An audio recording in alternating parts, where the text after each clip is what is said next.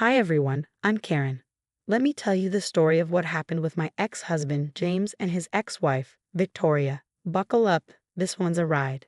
It all began 3 years ago at the annual Children's Hospital Charity Gala.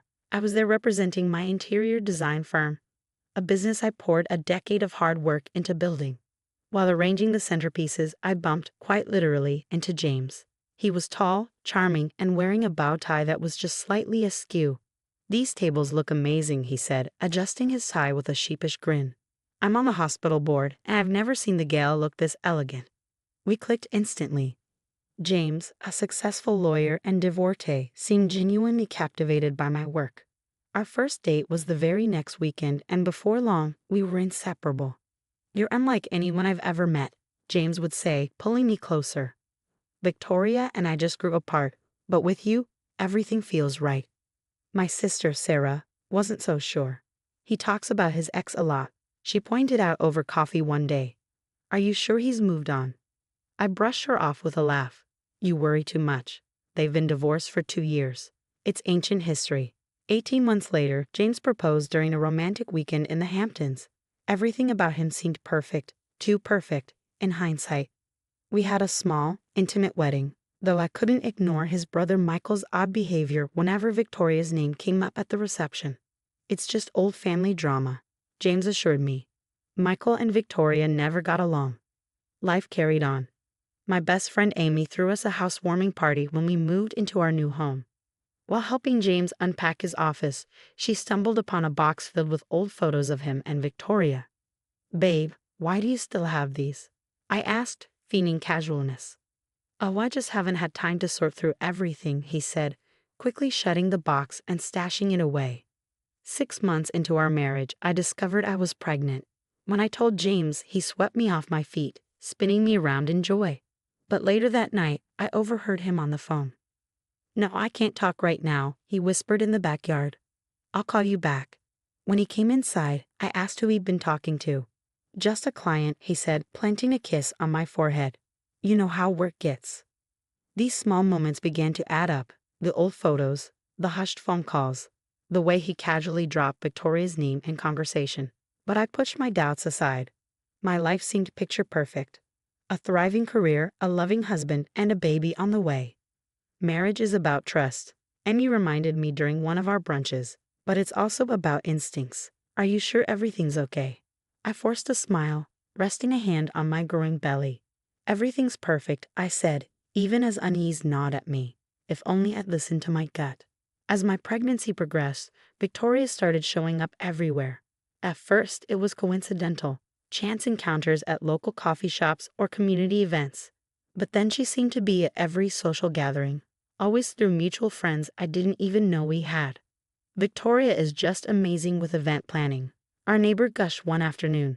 "She's organizing the most beautiful baby shower for you." I nearly choked on my tea. "I'm sorry, what?" "James didn't tell you?" "He asked Victoria to plan everything. He said you'd be thrilled." That evening, I confronted James. "Why would you let her plan my baby shower without even asking me?" "Honey, you've been so busy with work and the pregnancy," he said, trying to soothe me. "Victoria offered, and she's really good at this sort of thing. Just give her a chance."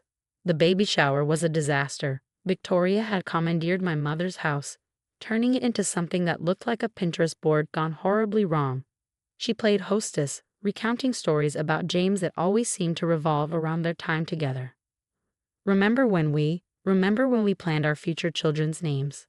Victoria laughed, casually brushing James's arm. "You always loved the name Victoria Jr." The room fell uncomfortably silent.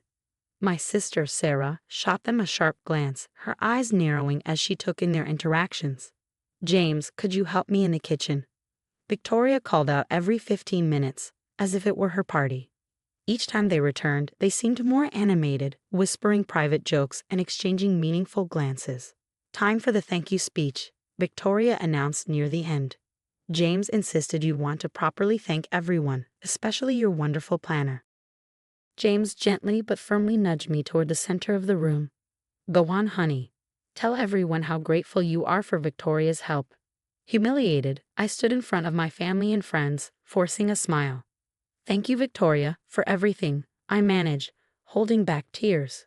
The following week, Amy showed up at my office, her face pale and serious. "Karen, I need to tell you something," she began. "I seen Victoria at James' office building 3 times this week. They were having lunch in his private office. Maybe it's about the shower," I suggested weakly, grasping at straws. "The shower's over," Amy said flatly. "Sarah called next. I've been going through your shared credit card statements like you asked," she said, her tone grim. "There are charges for Tiffany's, high-end restaurants, and hotel bars. Places I know you've never been." "Hotel bars?" I asked, my voice trembling. "The Waldorf, the Plaza, during business hours, when he claims he's in court," Sarah explained. James' excuses were growing more elaborate by the day. Late-night client meetings, weekend conferences, emergency consultations.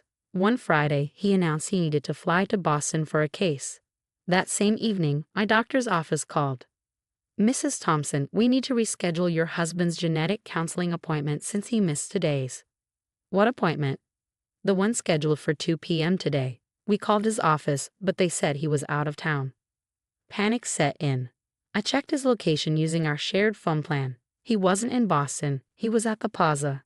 That night, I lay in bed, 7 months pregnant, listening to James whisper on the phone in the backyard.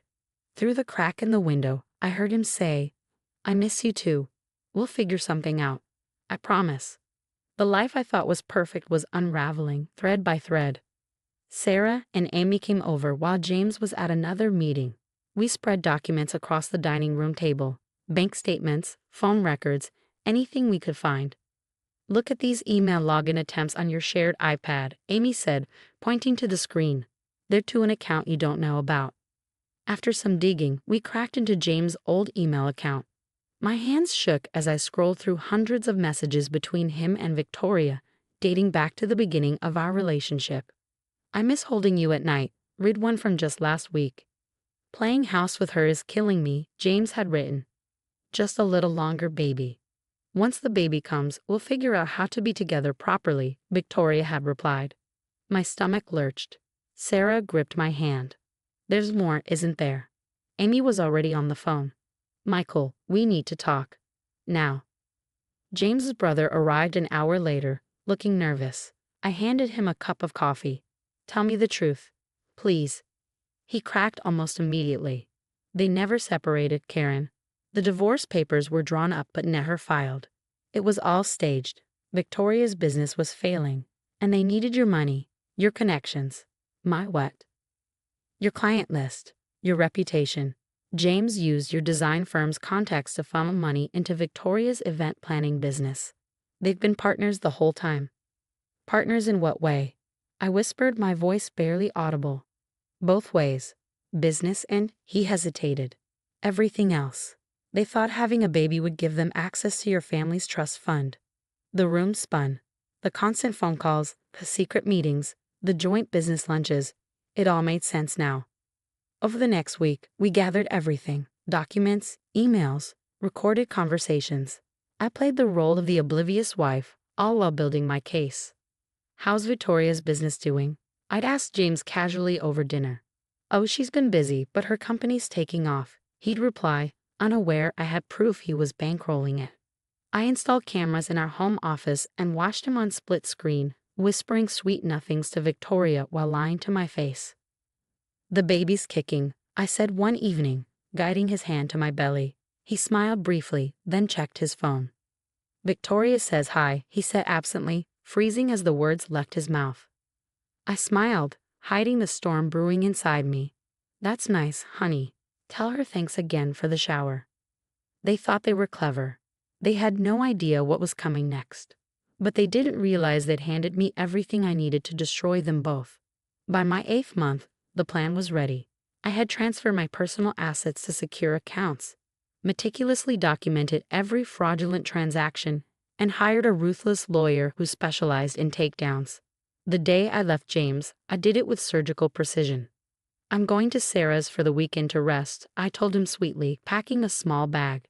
He kissed my cheek, oblivious. Instead, I executed my plan. First, I sent an anonymous tip to his law firm's ethics board about client fund misappropriation. Then, I submitted evidence of Victoria's business fraud to the IRS. Mrs. Thompson, my lawyer, called later that day. The forensic accountants found everything. They're going down. I was in the hospital when the follow-up began. Sarah and Amy held my hands as I brought my daughter, Emma, into the world. No James, no Victoria, just pure love and the start of a new chapter. Between contractions, Amy read updates aloud from her phone. Your soon-to-be ex-husband's firm is conducting an internal investigation. A month later, Victoria's business imploded. Turns out she'd been cooking the books for years. James drained his accounts trying to save her, but it was too late. Did you hear? Sarah rushed in one morning. James lost his license to practice law. The firm uncovered decades of ethical violations. I focused on rebuilding. My design firm flourished. Turns out clients appreciate honest business practices. Meanwhile, I watched from afar as James and Victoria's house of cards crumbled. 3 years passed. Emma grew into a spirited, strong-willed toddler. We were celebrating her 3rd birthday when I got the text. James has filed for bankruptcy. Mommy, more cake. Emma squealed, her face covered in frosting. That's when James showed up, uninvited. He looked terrible, no more expensive suits or slicked back hair. His voice trembled. Karen, please. I've lost everything. Victoria's facing jail time for tax fraud. I was wrong. You and Emma are my real family. I glanced at Emma, happily playing with her Aunt Sarah, and then at Amy, who'd stood by me through everything. My business was thriving. My life was peaceful. No, James, I said, my voice steady. You didn't lose everything. You threw it away. The difference matters. But I've changed, he pleaded. Victoria's ruined me. I realize now. Stop. I held up my hand. You're not here because you love us. You're here because you lost your backup plan. The answer is no. Karen, you can't keep my daughter from me, he tried one last time, desperation etched across his face. Watch me, I replied. And by the way, the DA has those recordings of you planning to steal my trust fund. Might want to lawyer up. Oh wait, you can't afford one anymore. I turned and walked away, leaving him standing there, calling after me. His voice meant nothing now. Some call it karma. I call it justice. Mommy. Emma called. Aunt Amy's doing the butterfly dance. Coming, sweetie, I said, scooping her into my arms. Love you, Mommy, she whispered, wrapping her little arms around my neck. Love you too, baby girl, I replied, holding her close. Looking at my daughter and my real family, I knew I'd won more than just justice. I'd won my freedom. They thought they could break me, but instead, I built something stronger from the pieces they left behind. Reflection. What would you do if you discovered your marriage was built on an elaborate lie? Would you confront the betrayal immediately or quietly gather evidence like I did? The scariest part of betrayal isn't the act itself. It's realizing how long you ignored the red flags. What warning signs stood out to you in my story? What patterns do you think people commonly overlook in their relationships? If you found this story compelling, please like and subscribe for more real-life accounts of overcoming betrayal and finding strength. Share your experiences in the comments. You might help someone recognize toxic patterns before it's too late. Remember, losing what we thought we had can lead us to something better, if we're brave enough to walk away.